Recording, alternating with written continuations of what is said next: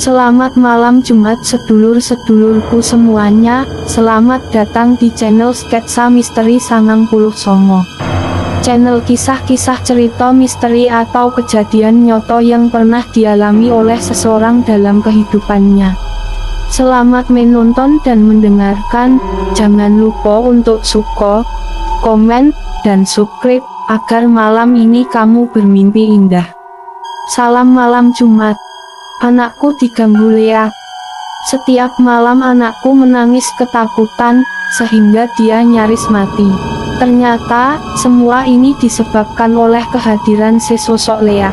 Makhluk menakutkan itu sengaja dikirim oleh seseorang yang merasa sakit hati padaku. Aku seorang guru swasta di sebuah SMK di kota Bali. Sebagai guru swasta, aku harus tahu diri karena gajiku tidak besar untuk memenuhi semua kebutuhan hidupku. Aku mengutamakan kebutuhan pokok terlebih dahulu, baru kemudian sisanya untuk kebutuhan lain. Apalagi aku sudah punya keluarga, istriku hanya seorang ibu rumah tangga biasa. Tapi itu bukan suatu masalah selagi dia masih bisa menerima segalanya dengan lapang dada. Toh, sebelum memutuskan untuk hidup bersama, sudah ada komitmen di antara kami untuk siap menjalani hidup susah maupun senang dengan penuh keterbukaan dan pengertian. Setelah setahun usia perkawinan kami dikarunia seorang putera. Aduh, hatiku senangnya bukan main. Semula kami tinggal menumpang di rumah orang tuaku. Namun dengan kehadiran si kecil aku harus mencari rumah kontrakan. Istriku juga setuju dengan keputusan ini. Akhirnya, sebuah rumah mungil di Denpasar di dalam gang tak jauh dari tempatku mengajar telah memikat hatiku. Meski tidak besar, tapi arsitektur khas Bali yang bagus membuat rumah itu kelihatan mewah. Kami pun memutuskan untuk mengontraknya dan tinggal di sono. Saat itu kuingat, 3 Agustus 2004. Aku dan beberapa sanak keluarga membantu kepindahan kami. Siangnya kami habiskan dengan makan bersama. Hari pertama itu kami nikmati dengan tawa dan canda, juga tentu dengan kebahagiaan. Namun, setelah hari kedua, ketiga, dan 1 minggu sudah berlalu, mendadak sore kami kehadiran tamu laki-laki yang mengaku suaminya pemilik rumah itu. Katanya dia tidak terima rumah itu kami kontrak, sebab semua itu tanpa sepengetahuannya dan sepeser pun dia tidak menikmati hasil kontrak rumah itu. Akhirnya, dengan bersikukuh dia meminta kami untuk segera meninggalkan rumahnya, walau aku sudah menunjukkan kwitansi dan segala macam bukti penyewaan. Tentu aku tidak begitu saja menerimanya. Aku hanya mau keluar dari rumah itu jika seluruh uang kontrak yang kuberikan dikembalikan 100%. Setelah mendengar jawabanku seperti itu, laki-laki paruh boyo yang berwajah keras itu keluar dan pergi meninggalkan aku dan istriku. Namun, sebelum pergi dia sempat mengeluarkan ancamannya, aku harap kau tidak menyesal jika suatu saat terjadi sesuatu atas keluargamu. Jujur saja, aku tidak begitu peduli dengan ancaman itu. Walau demikian, istriku agak sedikit takut dibuatnya. Mungkin dia merasa lelaki itu tidak akan main dengan ancamannya. Sepekan setelah peristiwa itu, aku mulai melupakan semua yang terjadi. Agaknya, begitu pula dengan istriku. Rasanya hanya membuang waktu dan tenaga, toh lebih baik mencurahkan perhatian pada putera kami yang sedang sakit. Beberapa hari ini dia merengek terus. Terlebih bila menjelang malam, dia akan menangis sampai menjelang subuh. Entah apa yang dirasakan olehnya. Kami sudah membawanya ke dokter, dan dokter hanya mengatakan bahwa anak kami terkena demam biasa. Namun, setelah diberi obat turun panas dan suhu tubuhnya turun, dia tetap saja menangis hampir sepanjang malam. Sore itu, seusai maghrib, sebab anakku menangis dengan suara keras, bahkan lebih keras dari malam sebelumnya. Istriku tampak bingung. Maklumlah, kami masih belum punya pengalaman opo menghadapi anak yang menangis seperti itu. Dari gendongan istri berpindah ke gendonganku. Kutimang dengan bujukan. Namun ini semua tak meredaan tangisnya. Akhirnya aku kewalahan, begitupun dengan istriku. Dia bahkan ikut menangis karena panik. Ibuku yang malam itu kebetulan menginap di rumah kami juga tak kuasa mendiamkan tangis cucunya. Karena tak tahu lagi apa yang harus kami lakukan, akhirnya kupaksaan kakiku untuk melangkah mengajak istriku ke dokter walau arlojiku sudah menunjukkan pukul jam 10 bengi WIB. Yo, siapa tahu dokter akan lebih banyak membantu. Entah pukul berapa saat aku mengetuk pintu rumah tempat praktek salah seorang dokter spesialis anak di kotaku. Bel pintu sudah berkali-kali berdering dan tetap tak ada tanda jawaban dari dalam.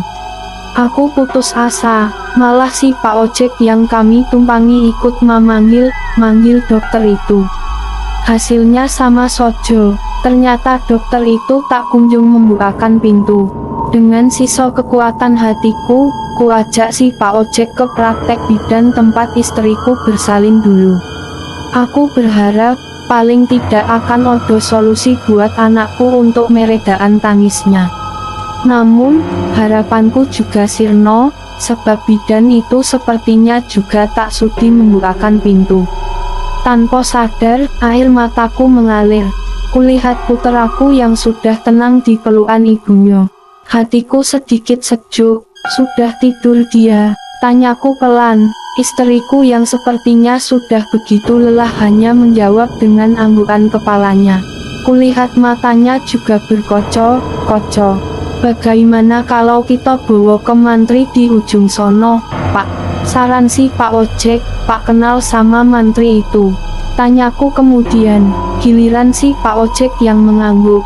Aku yang sudah pasrah cuma manut. Kembali ojek berjalan pelan membelah malam yang kian legam. Dan anakku pun sudah benar-benar pulas. Opo sudah tidak sakit lagi? Bisik batinku, bingung.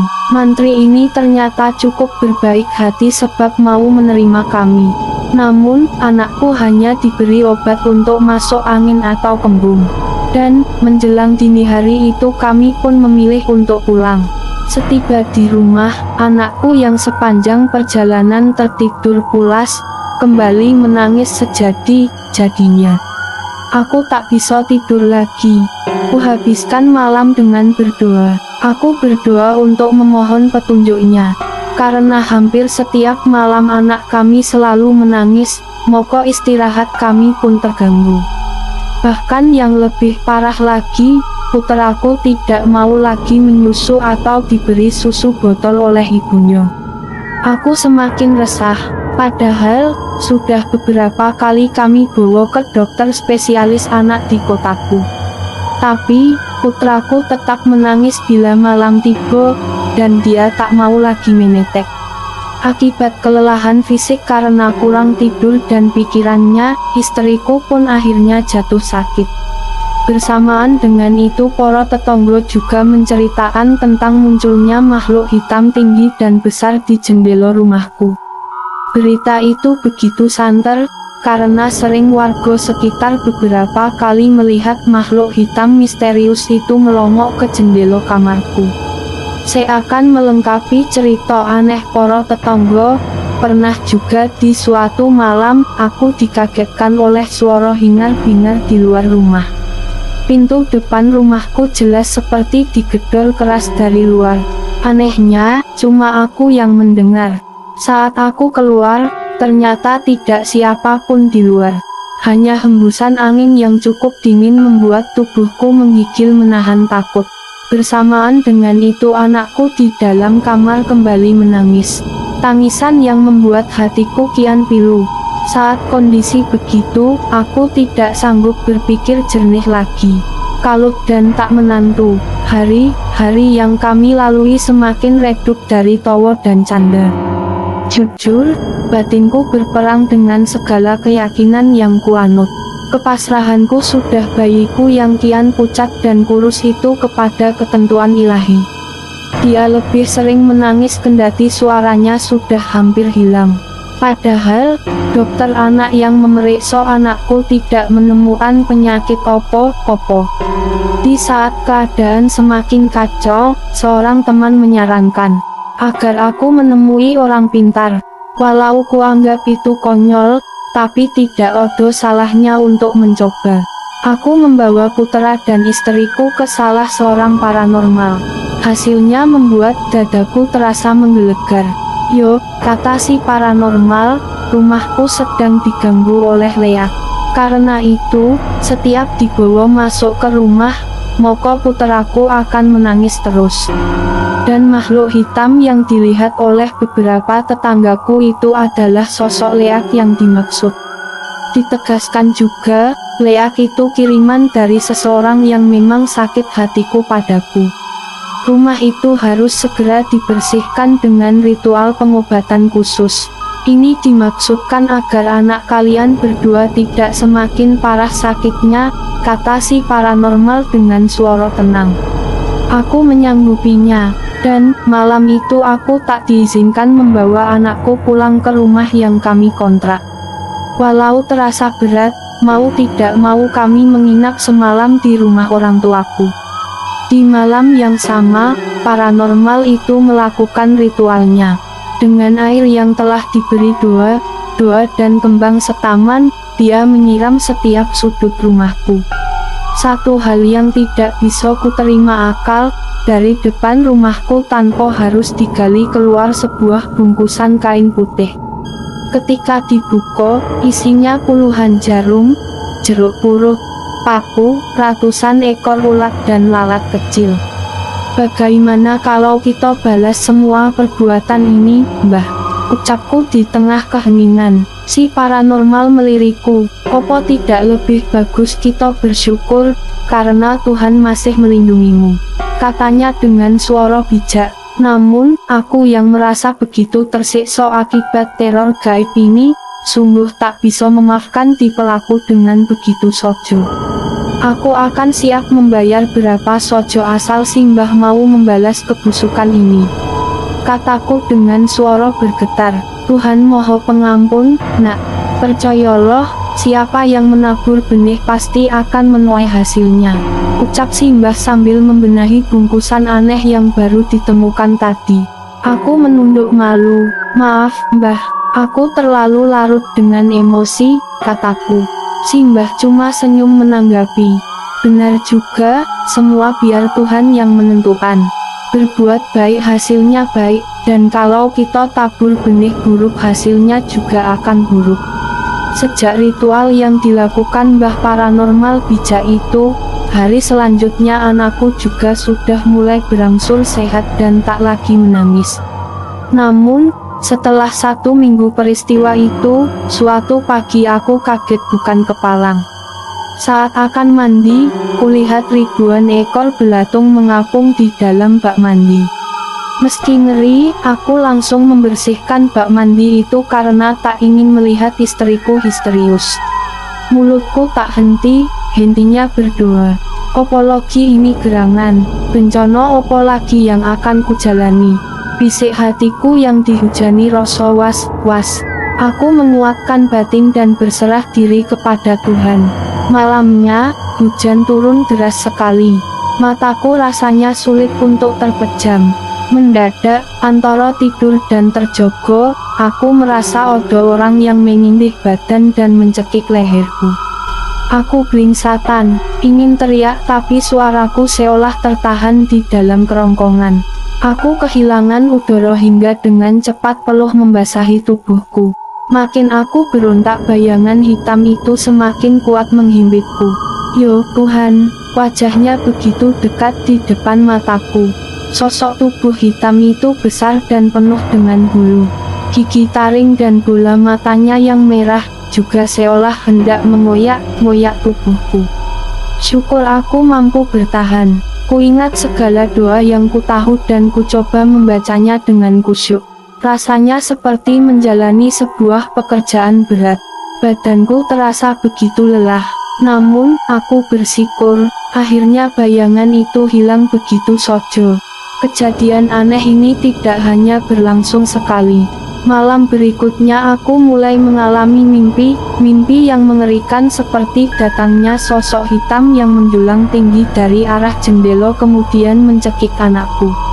Aku menjerit sejadi-jadinya saat melihat anakku dikoyak-koyak oleh makhluk celaka itu. Kemudian aku terjogol dengan peluh dan nafas yang memburu. Aku juga sering mengalami sebuah perkelahian baik dalam mimpi maupun antar sadar dan tidur. Karena gangguan itu sudah semakin sering, akhirnya aku minta pagar gaib rumah dari seorang pedani. Hasilnya, rumahku berangsur-angsur aman. Tuhan telah mendengar doa hambanya yang teraniaya. Suatu hari, seorang tetanggaku menyampaikan kabar yang sangat mengejutkan.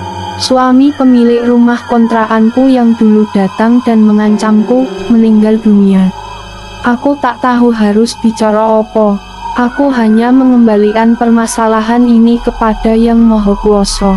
Karena hanya Dialah yang tahu segalanya. Beberapa bulan berikutnya, Tuhan memberikan rezeki padaku. Tekadku pun bulan untuk pindah rumah walau masa kontrakan belum habis. Bagiku ketenangan lebih dari segala-galanya.